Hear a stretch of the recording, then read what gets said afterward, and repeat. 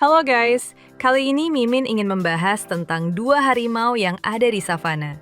Dan ternyata masih banyak orang yang percaya bahwa kedua harimau ini dilepaskan secara liar di savana Afrika sehingga membuat ekosistem savana rusak, seperti membunuh ratusan mangsa dalam satu malam, dan bahkan katanya satu ekor singa liar pun menjadi korban. Nah, apakah cerita yang terlalu berlebihan seperti itu benar? Yuk, mari kita bahas. Oke, pertama Mimin kenalin nih.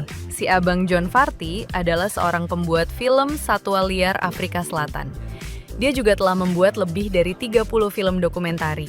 Dan John menjadi pemimpin proyek kontroversial yang bernama Living with Tigers. Min, proyek Living with Tigers itu apa sih?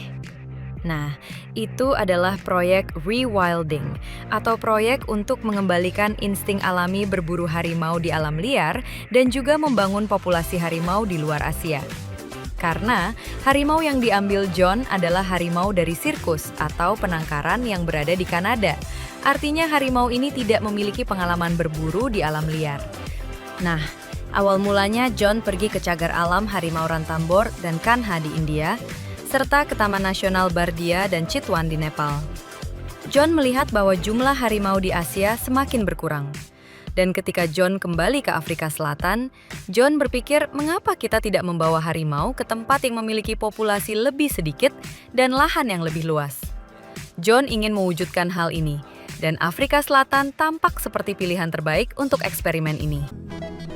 If you created a tiger sanctuary here in Africa and the tide of destruction changes in Asia, you will then have a population outside Asia, tigers that can hunt and kill for themselves.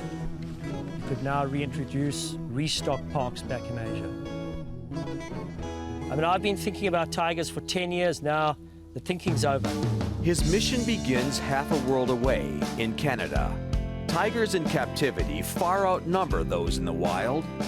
Varty's expertise makes him one of the few people in the world who can order a couple of tigers. At Toronto's Bowmanville Zoo, he finds Ron and Julie, and top cat handler Dave Salmoni.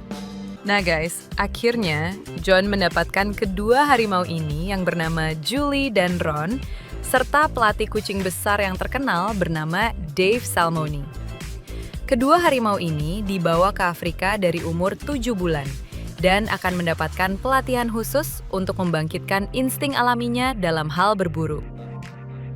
Nah guys, dari sinilah banyak konten kreator lain yang suka membuat video tentang kedua harimau di savana ini dengan cerita yang sangat berlebihan, tanpa menonton film dokumentarinya dan membaca tentang proyek ini terlebih dahulu.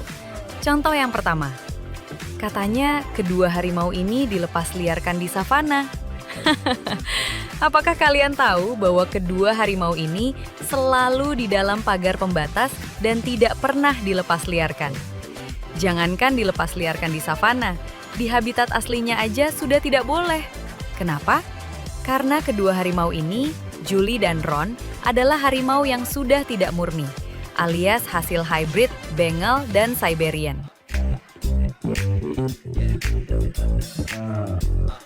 Next, Mimin kasih lihat proses pembuatan pagar pembatas untuk kedua harimau ini. To contain them in their sprawling domain, he's designed a solar-powered electric fence worthy of Jurassic Park. We've designed one of the most advanced predator-proof fences in the world. And I believe this fence could be the key to tiger conservation in the future because it allows us to separate people and tigers. Most fences for African game are 6 to 7 feet high, a barrier a tiger could leap in a single bound. The fence around the tiger sanctuary will be 12 feet high. Nah, sudah lihat kan guys? Kedua harimau ini emang selalu di dalam pagar pembatas. Oh ya, letak konservasi ini di Provinsi Free State di Afrika Selatan, tepatnya di distrik Philippolis. Lokasinya berdekatan dengan danau terbesar kedua di Afrika Selatan, yaitu Bendungan Van der Kloof. Dan lokasi konservasi kedua harimau ini jauh dari wilayah singa dan hiena. Next, tentang singa liar yang menjadi korban dari kedua harimau ini. Jika kalian menonton film full dokumentarinya dan membaca tentang proyek ini, mereka tidak pernah sama sekali menyebutkan bahwa ada satu singa liar yang menjadi korban. Toh, kedua harimau ini selalu di dalam pagar pembatas dan lokasinya jauh dari wilayah singa dan hyena. Next, kita akan membantah cerita berlebihan dari siluman harimau yang katanya kedua harimau ini ngebantai ratusan mangsa dalam satu malam, sampai-sampai merusak atau mengacak-acak ekosistem di savana. Mimin tahu, pas adegan ini kan yang mereka bilang bahwa banyak mangsa yang mati tapi tidak dimakan. Atau kedua harimau ini berburu untuk bersenang-senang. So 1, 2, 3, 4, 5, 6, 7 animals killed. Absolute frenzy of killing. 7. Nah, denger gak tuh? Cuma 7 mangsa yang diburu oleh Julie dan Ron. Dari sini saja, semua terasa sudah aneh. Pertama, tidak ada rekaman video secara penuh. Kedua, harimau itu berburu 7 mangsa tersebut. Kedua, kan perlu waktu untuk ngebunuh satu mangsa, dan mangsa yang lain pasti sudah berlari menjauh. Ketiga, luar biasa ya, stamina harimau ini nggak capek-capek mengejar mangsa terus. Nah, berikutnya, kata siluman harimau. Semua perburuan ini dilakukan di alam liar. Wow, yakin nih? Sini, Mimin kasih lihat. Ternyata semua perburuan terjadi di dalam pagar pembatas dengan mangsa yang dimasukkan ke dalamnya. And that means importing game that can outsprint them. Ron and Julie will have to be on top of their game to catch these creatures. And the hits just keep on coming.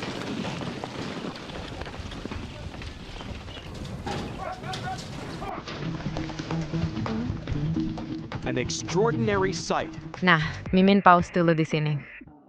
Bisa dilihat lingkar merah yang di belakang? Nah, itu adalah tiang pagar pembatas.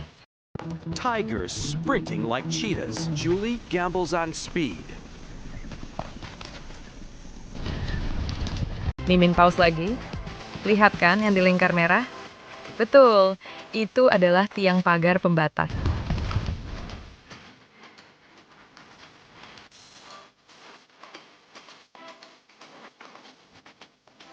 Tuh, lihat pagar pembatas yang di belakang. Dan juga lihat bagaimana Dave Salmoni tanpa ragu mendekati harimau ini beserta mangsanya.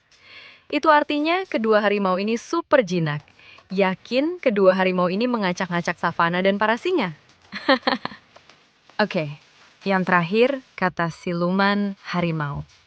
Banyak kritikan yang masuk karena kedua harimau ini bisa mengancam ekosistem di savana. Sehingga pemerintah menarik kembali kedua harimau itu. Aduh, lebay. Terlalu berlebihan. Geli banget Mimin dengernya. Oke, Mimin kasih tahu ya. Proyek John ini pada akhirnya gagal. Karena Stuart Bray, selaku investor dari proyek ini, melihat John dan krunya menggiring mangsa ke arah harimau hanya untuk mendapatkan rekaman video yang dramatis. Itu artinya, hampir semua perburuan harimau itu dimanipulasi oleh John. Dan juga para ilmuwan menetapkan bahwa proyek ini tidak ada nilai konservasinya, karena John menggunakan harimau yang tidak murni, alias contohnya seperti ini. Bisa dilihat kan, kedua harimau ini di belakang sedang mengejar, tapi tiba-tiba harimau itu bisa menyerang dari depan. Ya, mungkin seperti ini yang dimaksud dengan menggiring mangsa ke arah harimau. Nah, karena kecewanya Stuart Bray, maka dia beserta istrinya yang bernama Lee Kwan membuat proyek rewilding sendiri yang bernama Lauhu Valley Reserve. Di sini mereka menggunakan jenis harimau asli dari China Selatan. Itu artinya proyek ini ada nilai konservasinya. Tapi tidak ada film dokumenter tentang proyek ini. Intinya di proyek ini ada beberapa harimau yang diuji coba di dua tempat yang berbeda. Satu di tempat yang terbuka dan rumputnya pendek, sedangkan di tempat kedua rumputnya tinggi serta banyak semak-semak. Hasilnya, di tempat yang rumputnya pendek, harimau sering gagal dalam berburu. Tetapi di tempat yang rumputnya tinggi, harimau sering berhasil berburunya. Ya, mungkin itu saja penjelasan tentang dua harimau di savana. Jadi, jika kalian masih melihat orang komen berlebihan tentang dua harimau ini di savana, Kasih dia lihat video ini biar paham. Oke, sekian dan terima kasih. Oh iya, satu lagi.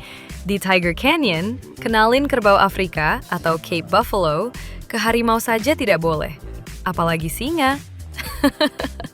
Kalian bisa lihat postingannya di Instagram tanggal 15 Agustus 2025.